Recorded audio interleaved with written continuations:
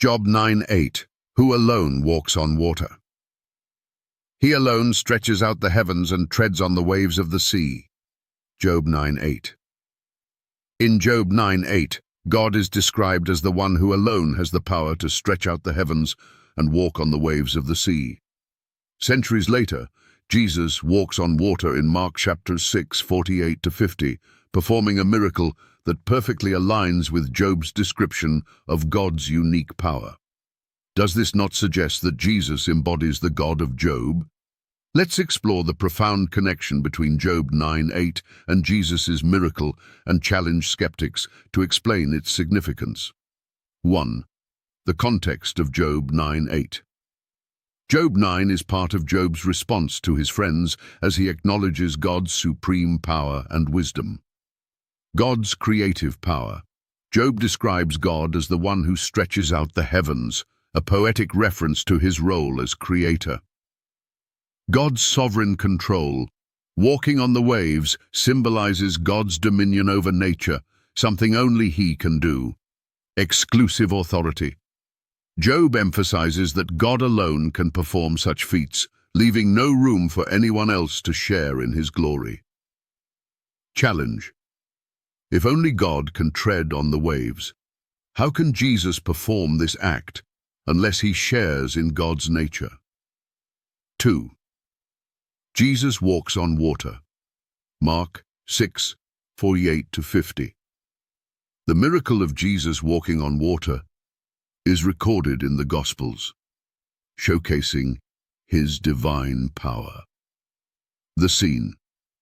The disciples are struggling against strong winds when Jesus approaches them, walking on the water. The reaction. The disciples are terrified, thinking they see a ghost. But Jesus reassures them, saying, "Take courage, it is I, don't be afraid." Divine power. By walking on water, Jesus demonstrates control over nature, a power attributed only to God in Job 9:8. Challenge.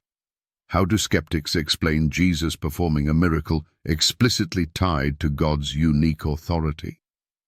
3. The connection between Job and Jesus. The parallels between Job 9:8 and Jesus walking on water are striking and profound. Walking on waves. Both passages emphasize the ability to tread on the sea, a feat reserved for God alone. Revealing God's power, Job acknowledges God's sovereignty over creation, while Jesus demonstrates it in action. Affirming divinity. By fulfilling Job 9:8, Jesus not only mirrors God's actions, but claims his identity as the Creator. Challenge. If Jesus is not divine, how can he perform acts explicitly attributed to God in the Old Testament? 4. The Trinity in action, Job 9:8, and Jesus' miracle reveal the cooperative roles within the Trinity. The Father, creator and sustainer of the universe, as described in Job's declaration. The Son, manifestation of God's power on earth, walking on water and calming the storm. The Spirit, often symbolized by water and wind, empowering and revealing God's presence. Genesis chapter 1-2, John chapter 3-5. Challenge. How do skeptics reconcile the relational dynamics of the Trinity when Jesus perfectly fulfills roles attributed to God? 5. Why this matters. Understanding the connection between Job 9:8 and Jesus' miracle deepens our understanding of God's nature and the Bible's unity. Affirming Jesus' divinity, the miracle reinforces that Jesus is not just a prophet or teacher, but God in the flesh. A call to faith. Just as Job trusted in God's sovereignty, believers are called to trust in Jesus' power and presence. A challenge to skeptics. The fulfillment of Job 9:8 in Jesus' miracle is a compelling argument for his divine nature. Challenge.